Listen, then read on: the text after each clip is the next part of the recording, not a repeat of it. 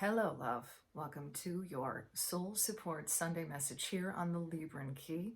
These are messages for the highest and the greatest good of the Elsh Collective, empaths, light workers, starseeds and healers, awakened and awakening souls. Those of us who are here for the expansion of consciousness, the healing of Mama Gaia.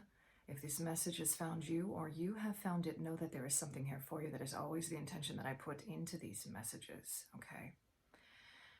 Archangel Raphael, here for this reading to speak to the healing that is happening in conjunction with Mama Gaia. At this time, I'm working with the energies of green Aventurine here, this raw piece of green Aventurine, and I'm also being directed to share green calcite with you as well. I personally do not have a piece of green calcite. He's directing me to crystals again of that particular green color.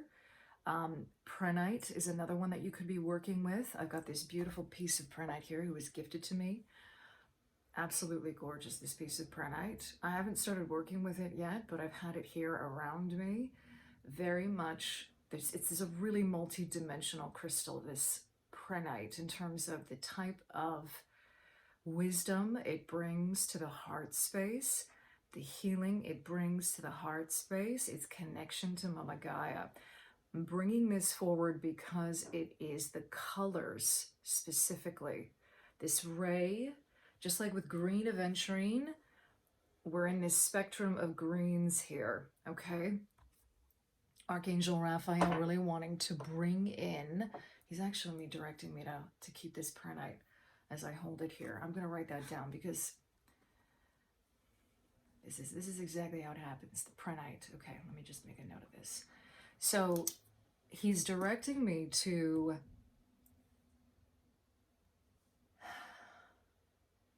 a sense of peace. He's showing me an image of a white dove with a laurel wreath.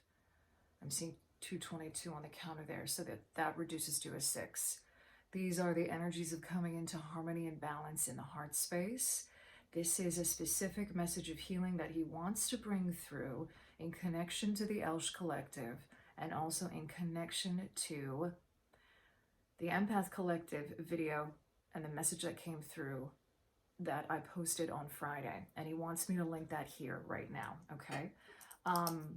Because there was a message that came through there with regard to the trajectory of energy for the calendar year of 2024 and those final 4 months of the year connected to this card, Earth Pulsing, from the Starseed Oracle, from Rebecca Campbell's Starseed Oracle that came through in that particular reading. He really wants to emphasize that I'm hearing that this is not woo-woo stuff, that the healing that you are doing on a personal level, he's showing me heart-brain coherence and heart math and the work that's being done there, the global coherence that's being done there. They're doing beautiful, beautiful work there. He's showing me how that is, again, an example of how this healing is reverberating into the collective, and not to be deceived by the things that you are seeing that look and appear on the surface to be very divisive, very disheartening. He's using that word specifically, and he wants me to write that word on the board here. Okay, so just give me 2 seconds here. Disheartening, and I hope you can see it if I write it from here. Yeah.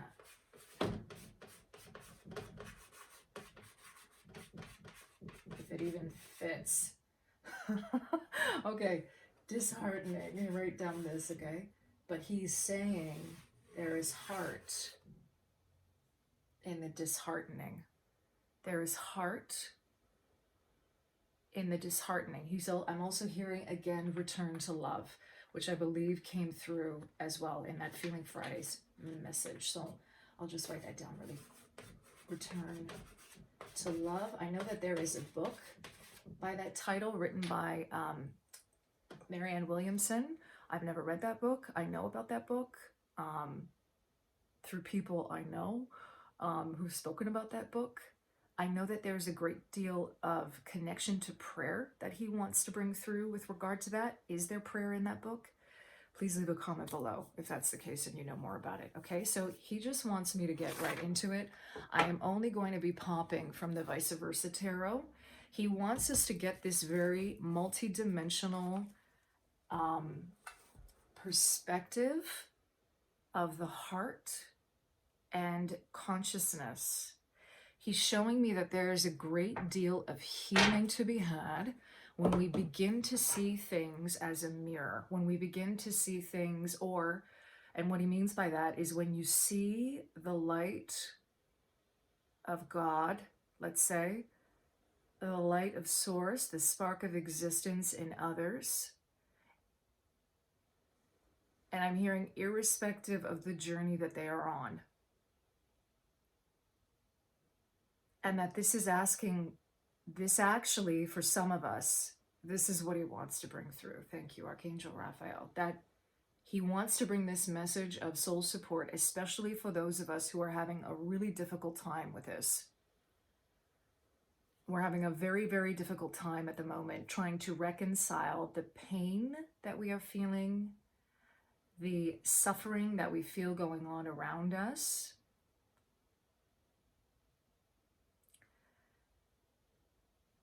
and he's showing me that this is actually an invitation to return to love. It's an invitation to return to love. Okay, I'm going to start popping cards now. What is really, and he's bringing to light this sort of, look at this, this card wants to come out right away. So he's bringing to light the fact that the Vice Versa Tarot, there's two sides to it, just like there's two sides to every coin. You can almost say here two sides to every truth, two sides to the truth. There's universal laws, and there are laws, and there's like divine truth in that respect, but then there's also the perspectives of truth that we experience here on this earth plane, on Mama Gaia. Okay, so it popped out this way. This is exactly the message that he's wanting to, this is just another confirmation of seeing the multidimensionality of a situation. Because in this image, this figure, this person is looking down at the 3 of Cups that have been spilled. There are 2 in the back behind him that are still upright. And he's showing me, again, the 2 of Cups in that. And I keep on seeing this like crane, like a bird. This came through the last message as well. I'm not entirely sure what that is. There's something about, because it's connected to the heron, and the heron is an energy of being very aligned to your source connection, to your source of light. Oftentimes it's interpreted as the bird of self-sustainability, like being able to stand on your own 2 feet. And specifically the blue heron, the great blue heron, he's showing me the blues in that. He's showing me the sky and connection to source and connection to spirit, okay? And he keeps on directing me to this bridge. I keep on hearing now, bridge the gap, bridge the gap. So the heart is a bridge. The heart is a bridge in our energetic system that not only connects all of the chakras, like the lower chakras to the upper chakras, he's showing me it connects us outward as well. It connects us to people. It connects us to others. It connects us to our brothers and sisters, all coming from the same source. We're all connected. We all come from the same source, okay? And coming back to this heron, this is about standing in your own truth and what you believe in, irregardless of what is going on around you. and refusing in a way to turn to the division that continues to be, I'm hearing the word perpetrated in the collective at the moment, okay? All right, he wants me to continue popping now. And he wants me to also say here too that you see behind this figure is a matter of a shift in perspective. It's a matter of turning back around again. And again, he keeps on saying return to love. Return to love. Because this red rose, I mean, there's so much attached to this. The sacred geometry of the rose, Mother Mary, the lineage of the sisterhood of the rose, Mary Magdalene, the heart-centered teachings of the divine feminine. A return to love, a return to union, because the perspective that this person is seeing in the absence of this return to love and this return to union is a cold one. It's a harsh one. And you know, it's really interesting because can you see the light that's hitting the back of this person's head? There's a light there. It feels to me like moonlight, which is another nod to the feminine and the high priestess specifically, okay? These divine feminine teachings, specifically the divine feminine mysteries. A return to these. Okay, he wants me to stop there. To continue to pop these cards, yeah. Okay. Eight of Swords coming out. Again, with an emphasis on what you're not seeing, what we are potentially not seeing. She's blindfolded, right? And yet above her, there is this eagle that is swooping down. This is about getting that big vision, that seeing the bigger picture in all of this. That eagle is a visionary. It's able to see things from a much higher perspective, okay? It's actually showing me now the illumination card from the Prism Oracle as an analogy to this. There is a sword at this woman's back. She can free herself any moment she chooses. It's almost like that bigger perspective is the eagle swooping down to grab that sword and free her. It's available to her and it is within her. Seeing the bigger perspective, seeing how we are all connected.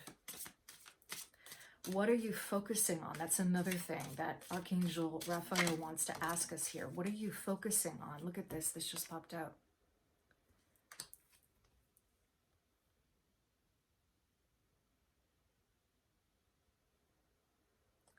There's a guardian energy that's coming through here with, it feels like a falcon, but if you turn this over, you see this angel. Again, this was something that came through the Feeling Fridays message with regard to the angelic energies that are available to us, especially in the middle of the year, that are going to be much more, there's going to be a heightened presence across the collective in general, okay? That is available to us